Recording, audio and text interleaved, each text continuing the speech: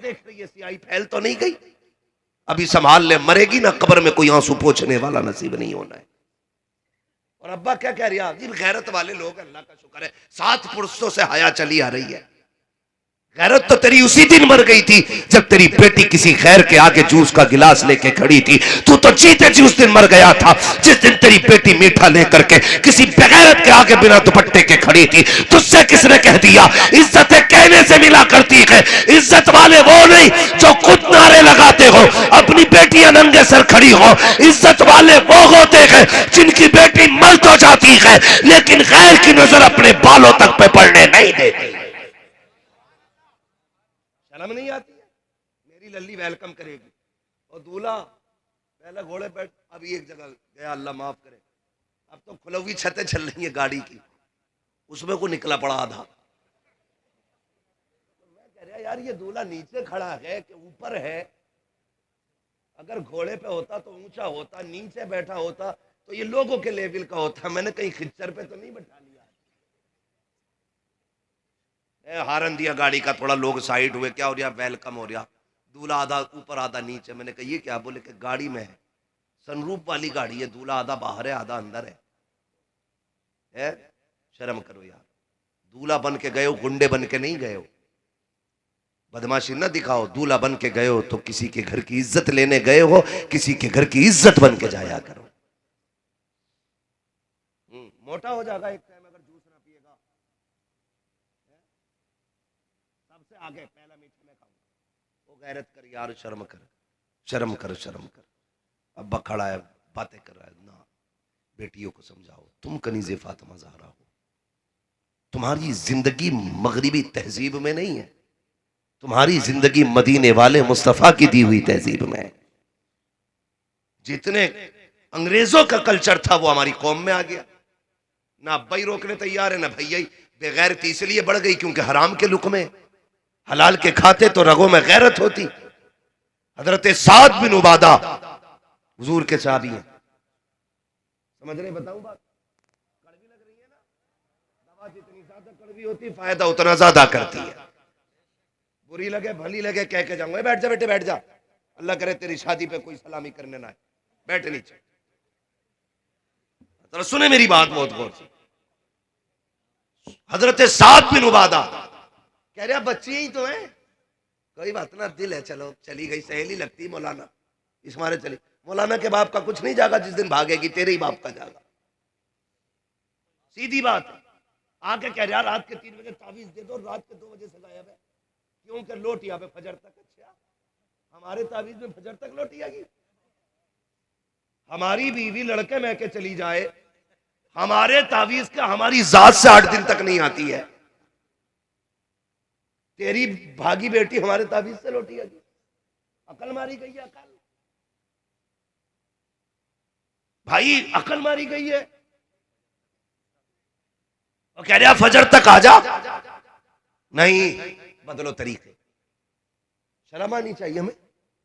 कह रहा कोई बात नहीं है यार। और नौजवानों तुम भी सुनो, अपनी बीवियां जो यारों को देखने भेजते हो ना, वो सबसे बड़ा हिजड़ा है जो अपनी बीवी किसी गैर को दिखाए।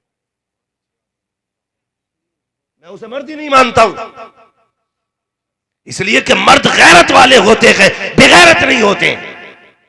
हजरत साद बिन उबादा हुजूर के सहाबी फरमाते हैं अगर मैं अपनी बीवी को किसी गैर महरम के साथ देख लूं ना तो बिना सोचे समझे कत्ल कर दूंगा।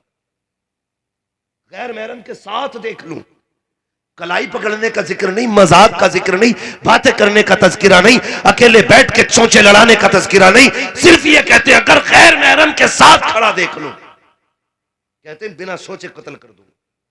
बात हुजूर तक पहुंची, या रसूल अल्लाह, वो जो है ना सहाबी साद बिन उबादा, क्या उन्होंने ये कहा है कि अगर मैं अपनी बीवी को गैर महरम के साथ देख लूं ना, खाली अपनी बीवी को फौरन कत्ल कर दूंगा।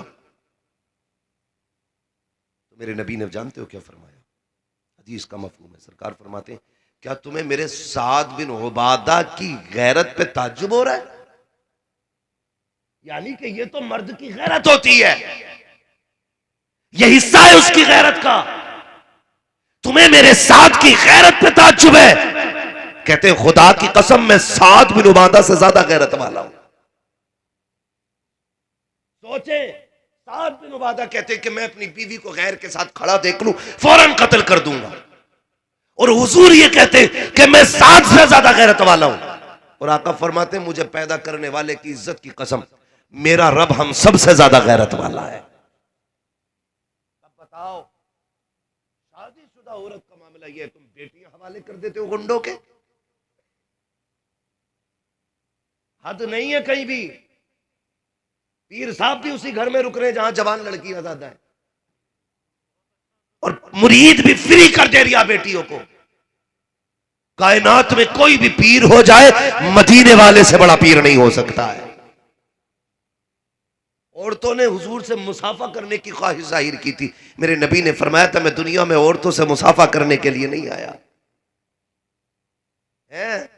आज ये छठी का ये फसलाना सालाना वाले पीर टांगे दबा रहे, सर दबा रहे, मुकम्मल खिदमत ले रहे हैं। हमारी कौम उसी में अंधी हो गई है।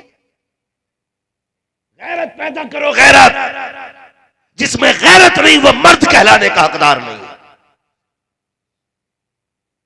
मर्द बनिए, अपनी बहन बेटी को समझाइए। सोन सर से दुपट्टा उतरा तो सर उतर सकते हैं, लेकिन सांसें आगे नहीं चलेंगी। यह है तुम्हारी असली इज्जत का मामला। तो ये जितने दूल्हे आके कहे हमें वेलकम चाहिए कि उधर ही निकल जा। हमारा गांव मदीने वाले का कलमा पड़ता है,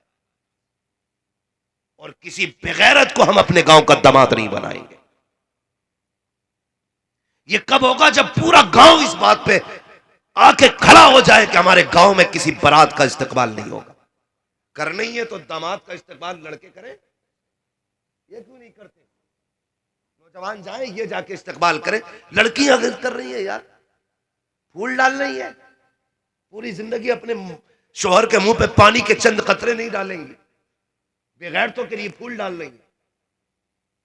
घरों में आग लगी पड़ी है, तलाकें हो रही हैं, लेकिन डीजे की धमक कम थोड़ी है। मस्जिद के आके साउंड बढ़ा तो देता, मस्जिद पे आके बंद नहीं करते। इतने बेगैरत मुसलमान है। फिर कह रहे दुआ करियो बेड़ा ही गरक हो रहा। बेड़ा रे जमीन फट जाती अगर हुजूर ना होते तो। करम ऐसे है, पत्थर गिर गए होते अब तक जो हमने अमाल किए। ये बड़ी बेगैरती की बात है। चाहे वो वेलकम बारात का हो, चाहे वो डीजे हो, चाहे वो नाच गाना हो। अल्लाह तौफीक देना तो 3 दिन पहले से कुरान पढ़ना शुरू कर देना अपने घर के अंदर। रोज फजर बाद कह रहे मौलाना हार्ट अटैक हो गया। उसे का क्या हुआ? का कर्जा इतना था, चचा के धोरे गया, उन्होंने भी ना दिए, प्रधान के पास गया, उसने भी नहीं दिया, मर गया बेचारा। तुम मुसलमान हो। फरमाया गया जो सुबह फजर बाद सूरह यासीन पढ़ लेता है ना, उसके पूरे दिन के काम अल्लाह के जिम्मे करम में हो जाया करते हैं। लेकिन हमें तो कुरान से दूर दूर तक वाकफियत नहीं है। इसलिए मेरे भाइयों, इंशाअल्लाह बाकी गुफ्तगू कभी फिर तफसील से होगी। कभी फिर कमर वाली बात लंबी हो जाएगी। मैं काफ़ी थक चुका हूँ। अल्लाह आपको सलामत रखे। 300 नहीं, मेरी बात सुनो मेरे भाई। अल्लाह आपको सलामत रखे। यकीन करे 365 दिन में मैं 400 तकरीरें तो करता हूँ, लेकिन 364 नहीं होती है। 2-2 तो हो जाती हैं दिनों रात में, लेकिन खाली रहने का मौका नहीं मिलता है। बस जितनी देर मैंने आप भी 1 घंटे से ज़्यादा मैं गुफ्तगू नहीं करता हूँ, फिर भी मैंने आपके यहाँ 1.5 घंटा गुफ्तगू कर ली है। अल्लाह आपको सलामत रखे। आपने इस प्यार से सुना, मोहब्बतों से सुना। बस ये कोशिश अल्लाह करे हमारी कौम के जवानों में तब्दीली आनी चाहिए। क्या नाम है इस गाँव का? अशरफपुर फैजगंज। कितना प्यारा नाम है, अशरफपुर फिर फैजगंज। हाँ, अल्लाह करे कि इस गांव का एक एक बच्चा इस गांव के नाम के मुताबिक अशरफपुर के हिसाब से मुशर्रफ हो, दीनदार हो, पारसा हो। ये गांव की पहचान हो, वही गांव जहां बेटियां गैरों की इस्तकबाल में खड़ी नहीं होती हैं, वो वाला गांव है। समझ गए ना? और तुम भी किसी गांव का दामाद बन के जाना तो डिमांड मत करना भाई मेरा वेलकम होना है। समझ गए ना? करो यार। ये चंद मिनटों के गुनाह हैं जिसकी सजा पूरी जिंदगी को भुगतनी पड़ती है। नस्लें बर्बाद हो जाया करती हैं। फरमाइश कर रहे हैं कि शजरा पढ़ दिया जाए। भाई मैं काफी थक चुका हूं, अल्लाह आपको सलामत रखे, लेकिन कोशिश करता हूं मैं। लेकिन आपसे जरा बस अब आखिर में यही इल्तिमास है। मैंने अब तक नहीं कहा आपसे सुभान अल्लाह कहो, और मैं कहता भी नहीं हूं कि हाथ उठा के कहो, कूद के कहो, बैठ के कहो। मैं तो एक बात जानता हूं कि जब चीज अच्छी होती है ना तो फिर जरूरत ही नहीं पड़ती है ऐलान करने की। बातें हुजूर की है, बंदा सुभान अल्लाह ना बोले फिर मजा ही नहीं आता है। ठीक है जी। अब जो मैं सुभान अल्लाह को कह रहा हूं ना, वो इसलिए कह रहा हूं ताकि आप सुभान अल्लाह कहो, मैं बीच में सांस ले लूं।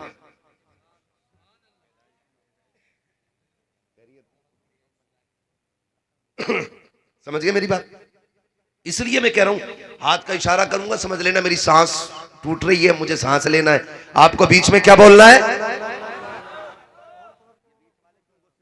शादी नहीं हुई है कि चक्कर में कि मौलवी जहेज मरवाने आया।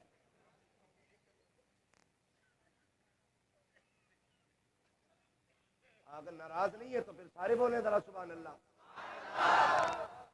कई बार ऐसा भी होता है जहेज जरा ज्यादा मत सजाया करो, छोटी मोटी चीज लोग नेफे में ले आते हैं और वो लिफ्ट में तो होती है, जहेज में नहीं होती है, तो उसकी वजह से लड़के वालों पे मुसीबत आती है, लड़की वालों पे आती है। हाँ, ऐसा न किया करो। कोशिश ये करना डब्बे में पैक लाओ, डब्बे में पैक ही भेज दो। तुम भी दिखा क्यों रहे हो जी, है ना? तो बहरहाल बात लंबी हो जाएगी। एक हंगामा है, मैं शरो तो भूलूं उसको, सैकड़ों बातों का रह रह के ख्याल आता है। आज अपने इलाके में हूं तो जरा बोल दे सुभान अल्लाह।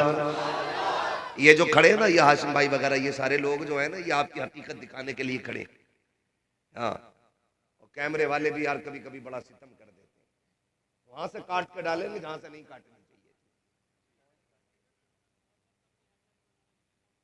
हाँ भाई देखो, तुम चंद पैसों के लिए ना कभी भी उल्टी सीधी तहरीर ना लिखा करो। अगर किसी का कोई ऐब भी है ना तो उस पर पर्दे डाला करो। फरमाया गया जो दुनिया में किसी बंदे के ऐब छुपाएगा, अल्लाह कयामत में उसके ऐब छुपाएगा।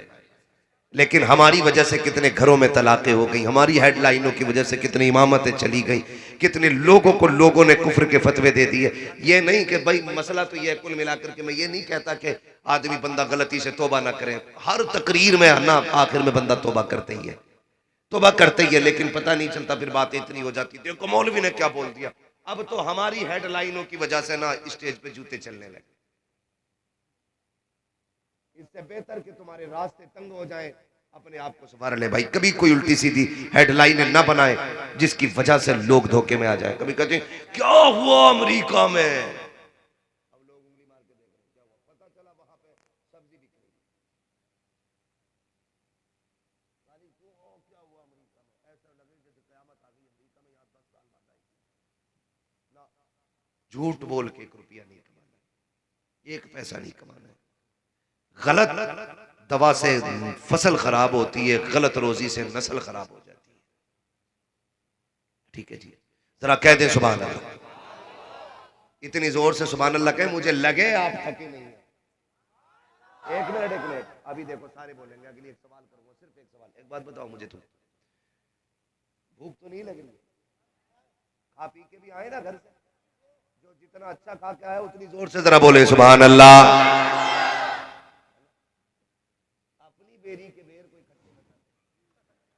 अपने घर की बात आई तो सारी ही बोल दिए सुभान अल्लाह। ठीक है जी, जब मुझे हाथ का इशारा करना तो आपको क्या बोलना है?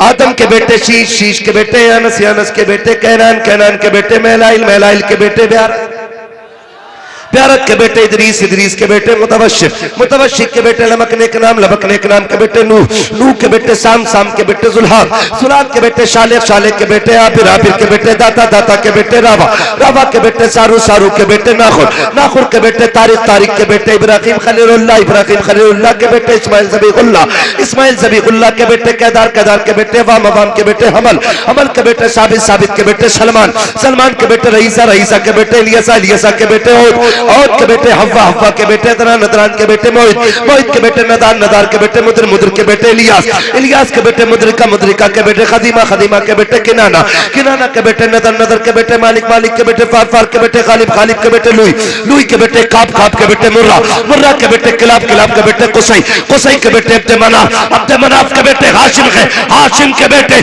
अब्दुल मुत्तलिब है, अब्दुल मुत्तलिब के बेटे अब्दुल्लाह है, अब्दुल्लाह के बेटे मोहम्मदुर रसूलुल्लाह। बस जो हुए अगलात उनका माफ फरमाए रब्बे कायनात। जिंदगी ने दिया साथ, फिर होगी मुलाकात। चमन रखा